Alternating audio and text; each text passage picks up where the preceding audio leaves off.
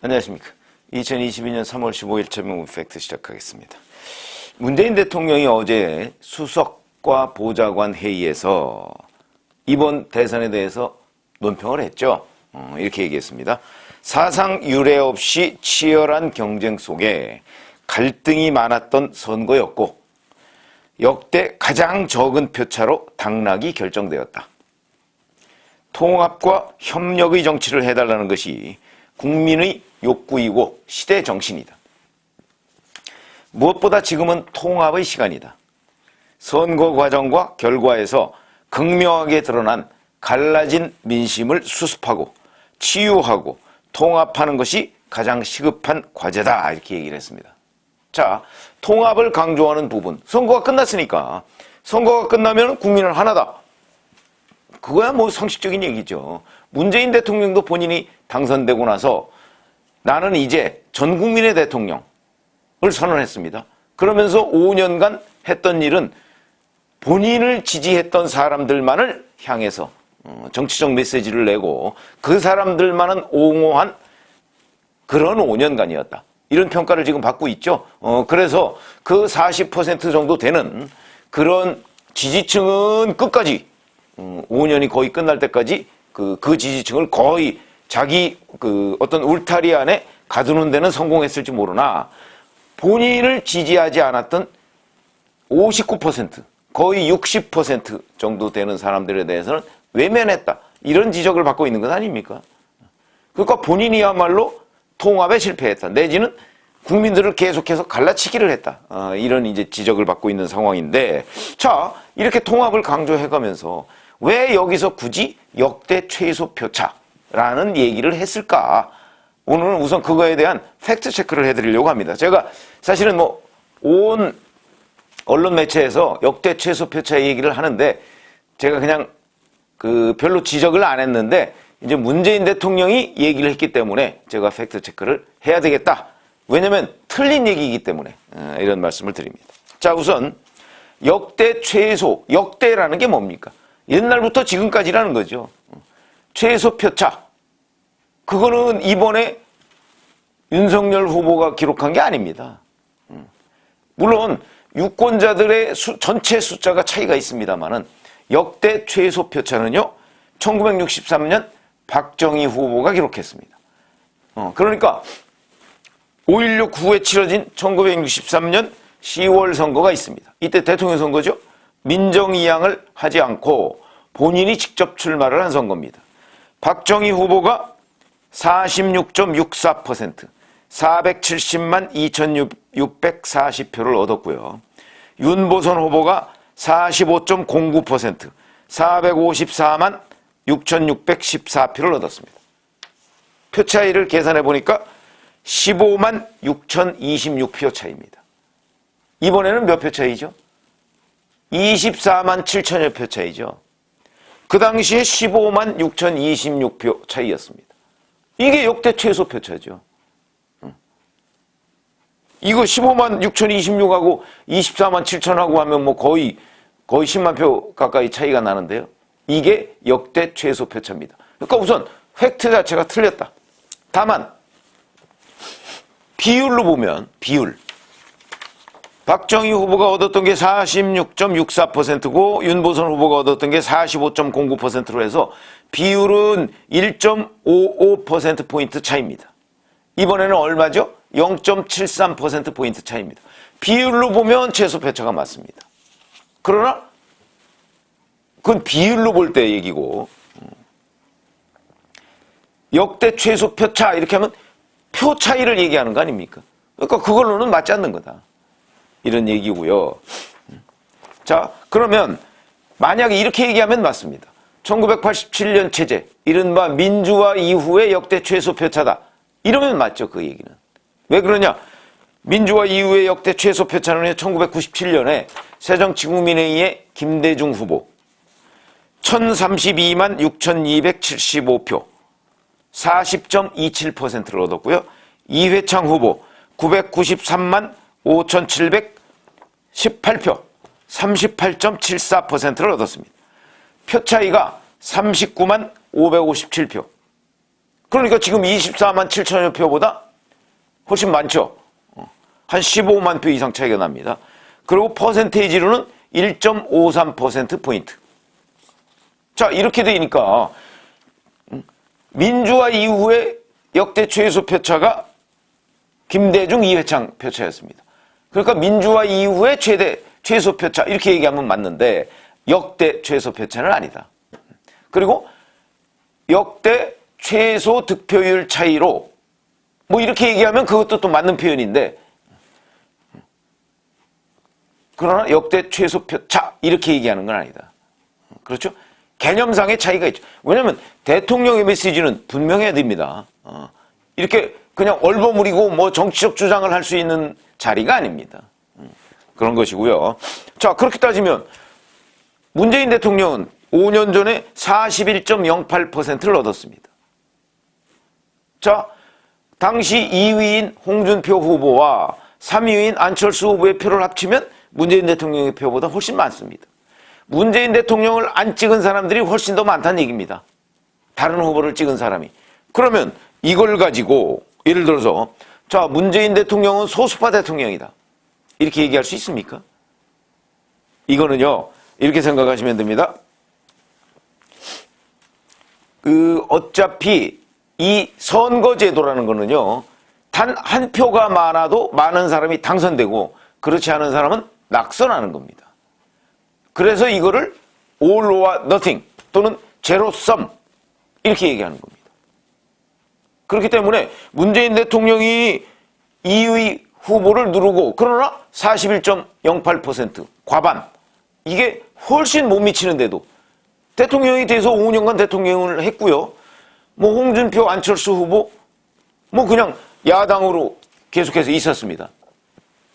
그 사람들 이번에 다시 대선에 도전했지만 실패했습니다.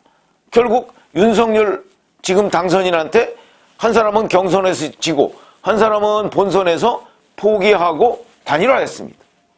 이런 것처럼 당선과 낙선을 가르는 거는 표 차이가 아니고요. 한 표가 많더라도 누가 많으냐는 겁니다.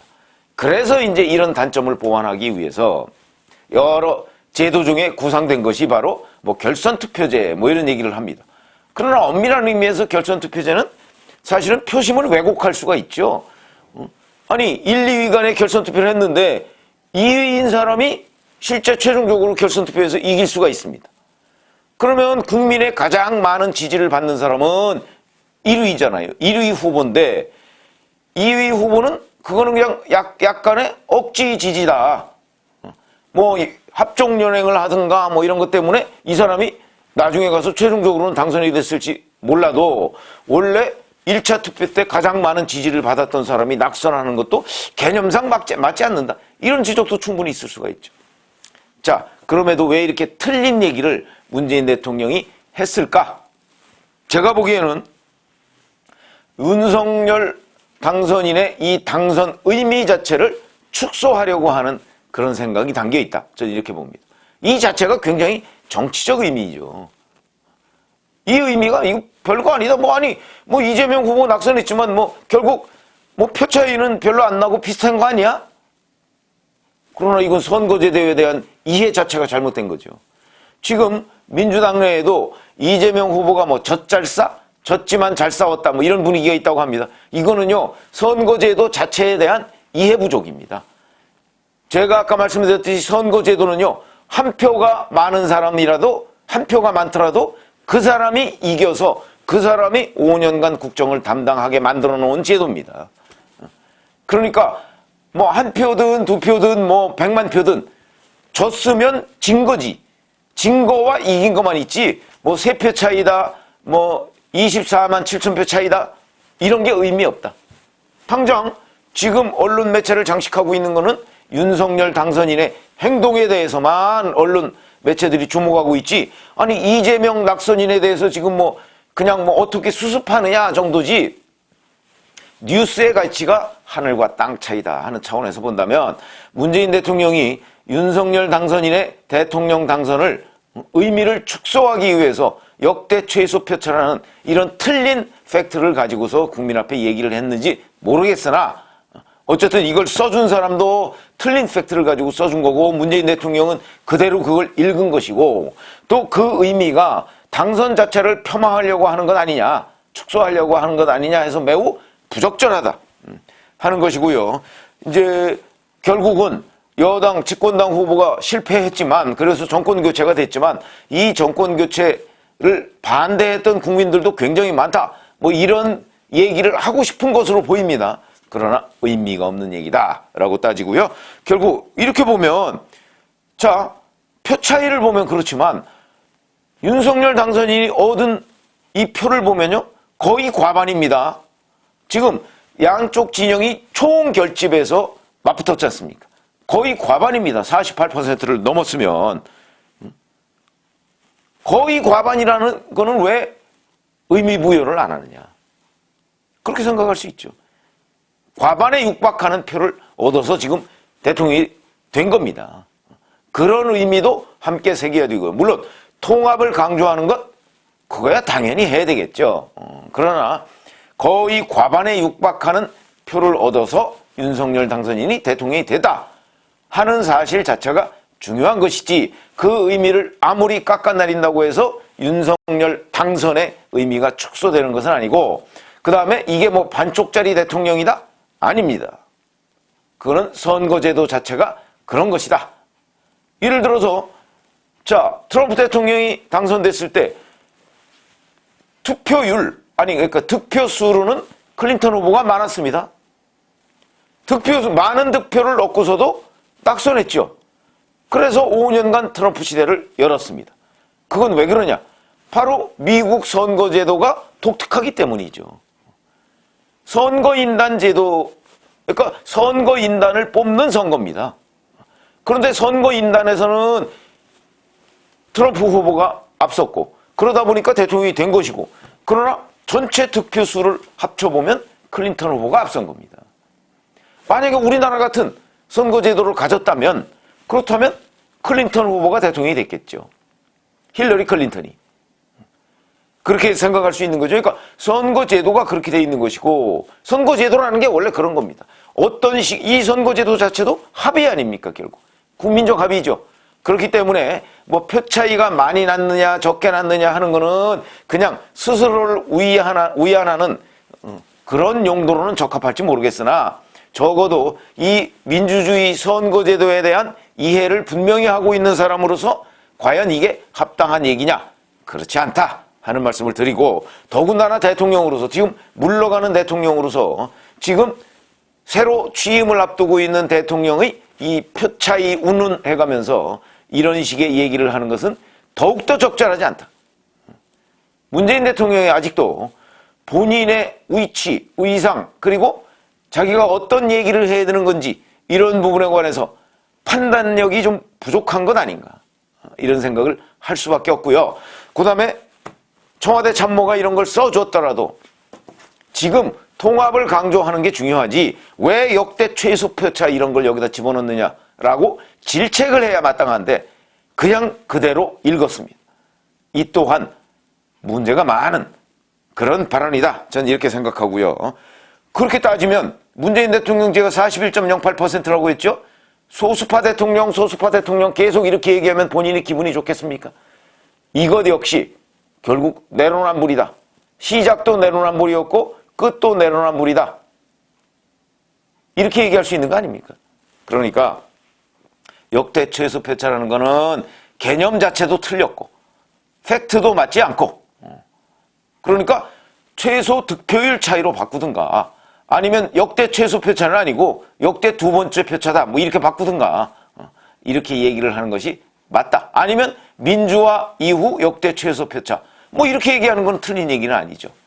그래서 대통령의 메시지는 명확하고 사실에 부합해야 한다 하는 말씀을 드리고 그런데 그렇게 하더라도 이 최소 표차라는 개념 자체는 선거제도에 대한 이해가 부족한 것이고 그리고 적절한 발언도 아니었다. 이렇게 말씀을 드리겠습니다. 고맙습니다.